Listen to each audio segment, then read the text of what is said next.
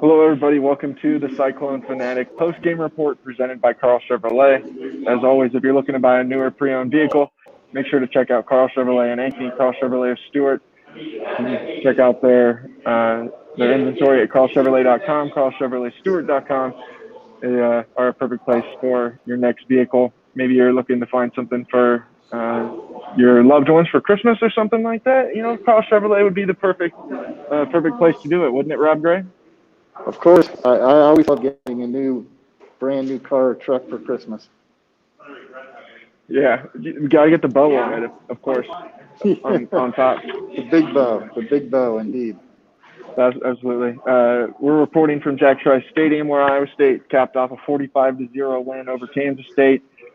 Cyclones moved to 6-1 in Big 12 play, and will, depending on the outcome of this Oklahoma State game, at least maintain a half-game lead in the Big 12 standings. That could potentially go to a game and a half if the score holds the way that it is right now down in Norman. But Rob, I mean, I think when you look at this game as a whole, especially in the first half, I mean, it would be hard to argue that this was not the most complete half of football Iowa State has played in the Matt Campbell era for sure.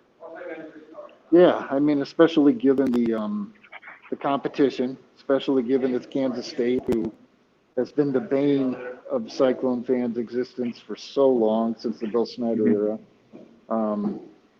You know, as you wrote in your piece, exercising, demons, whatever you want to call it, this was a big deal to do it the way they did it today.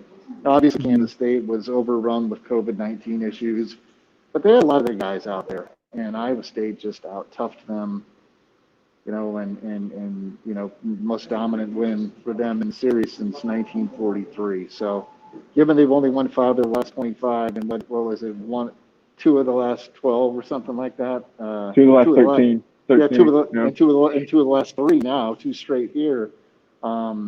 Just really kind of a surreal experience, which I wrote about a little bit, remembering a time I was here and it kind of went a different way. Right, for sure. And I mean, I just think, when you look at what Iowa State was able to do offensively, where they score on 5 of their first 6 drives, defensively, Kansas State's able to drive down on their first drive, get stopped inside the 5 on a 4th and goal. And then you're in a position where, the Cyclones just, after that, I think they gave up 13 yards on the next 3 Kansas State drives. I want to say they gave up something like 27 total yards on the rest of their drives in the first half. I mean, that first half was as close to, I think, and I wrote about this, you kind of wrote about this. I mean, that's championship level football. That looked like a team that's capable of winning a Big 12 title. And, that was something quickly after the game Matt Campbell talked about, where it was, as good as this game was, and you saw a lot of positives out of this, you saw a lot of growth from Iowa State. There's still more games to be played, and there's, the great challenges is what Matt Campbell kept bringing up, great challenges. And they've got 2 big ones, obviously with Texas next week coming up in just 6 days, and then West Virginia. And I think that's what's so, and I wrote about this after the win over Oklahoma, where, they don't get too high in the moments. This game had every right to be a big celebration time, just because of the fact that the way that this rivalry has gone for so long and how frustrating it has been. But they're not doing any of that. It's just, we're on to the next one. We got to get ready. We got 6 days to get ready to go down to Austin and play Texas.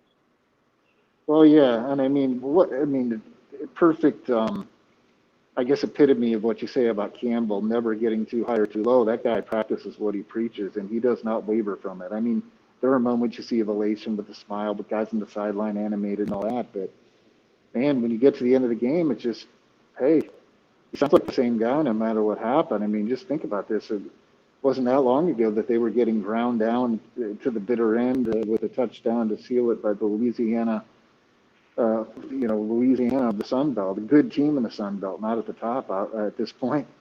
And, they took that, they learned from it. They got them against OU, as you mentioned, and now they're sitting 1 in the league for the first time. And we do all these first time. Takes me back to the first time Campbell was baptized into this rivalry, I guess you can call it, even though it's still lopsided in Kansas State's way. That was a picked up flag game, I think. where Alan Lazard got Yeah. interfered with. And, sitting in that dingy little side room, I was covering that game for us. I wondered what it was going to feel like. And while Campbell was the same way he is about everything else. He was not whining about the picked up flags. He was like, "Oh, I saw that too." I was wondering what it was going to feel like, and it was not an emotional death in a sense. It was, well, what can we do now? What can we do after this? And it was so striking. And that's another thing I wrote about, just how this is so different. You've never had a coach that didn't wear his passion on his sleeve at Iowa State that's had success.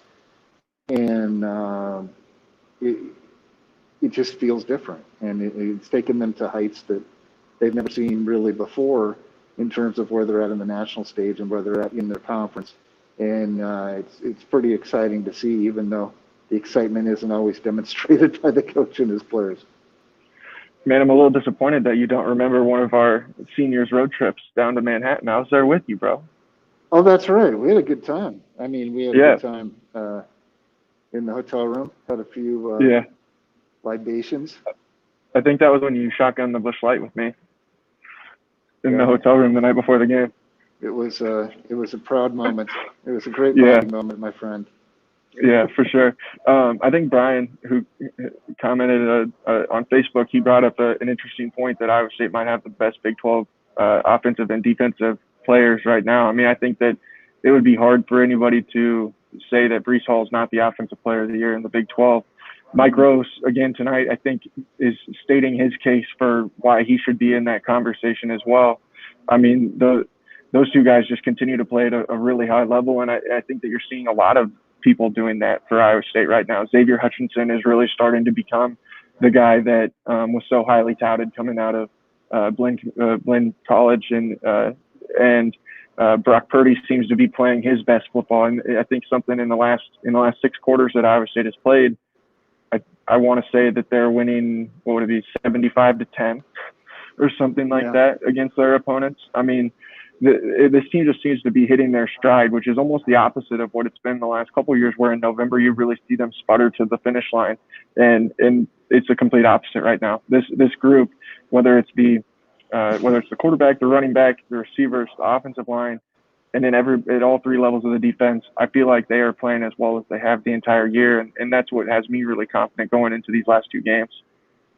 Yeah, no question. I mean, November they were really good. I want to say was that the kind of the breakthrough year. Joel's last year, Allen's last year. To go with a great October as well. No, didn't they lose 2 or 3? That was when they lost to Oklahoma State and Kansas State, wasn't it? That was the picked up flag year. Oh, that was the one. Yeah, they couldn't fight. Yeah. Yep. But one of these years they were 3-1 in November. But generally, as you said, it's been very much a mixed bag. And Campbell touched on that earlier this week about how coaching style. Are they running the guys into the ground? Do they have any gas left? Because hey, you can be as committed and passionate as you want, but if you don't have any gas in the tank, the engine's not going to run very well. So they've changed that approach a little bit. We're seeing these guys fresh. We're seeing these guys focused. And, so far so good. I mean, it'd be interesting on a short week, as you said, at Texas, where the Longhorns certainly feel like they've got something to prove and certainly something to play for. But talent-wise, who can argue with those guys? And then Will McDonald with another sack. What's he, 8th all-time now or something like that, even as a mostly situational player? Yeah. So, I mean, we're seeing, you mentioned Hutchinson, you have Charlie Kohler just doing what he always does. The offensive line blocking very, very well. And that defensive stop when they got 1st and goal at the 3 was just impressive. I mean, I don't know why they chose to run it 4 times without Deuce Vaughn touching the ball. But, hey, the Cyclones rose up and stopped and at every moment and, really set the stage to pull away and make this game, again, a laugher, which is a rarity on the winning side for the Cyclones in this series. Absolutely. All right, buddy. Everybody go check out Rob Gray's coverage at CycloneFanatic.com. It's right there on the homepage. I just posted my column. I'm going to get the videos posted. And then you know what I'm going to do? I'm going to get out of here. I'm going to go drink some beer, Rob, and I'm going to celebrate 45-0 win over Kansas State. Sound good to you? I might have a little fine single malt scotch later. So you're gonna have some. Don't lie to me. You're gonna have some Admiral. I know you too well for you to trick me like that. Yeah. Don't you dare. I might have a little bit of that, but I always have my fine scotch waiting in the wings to cap things off. Absolutely. All right, we'll talk to you guys again soon. Thanks again to Carl Chevrolet for being the presenting sponsor of the CF Postgame Report. Football and random things on Monday. Peace.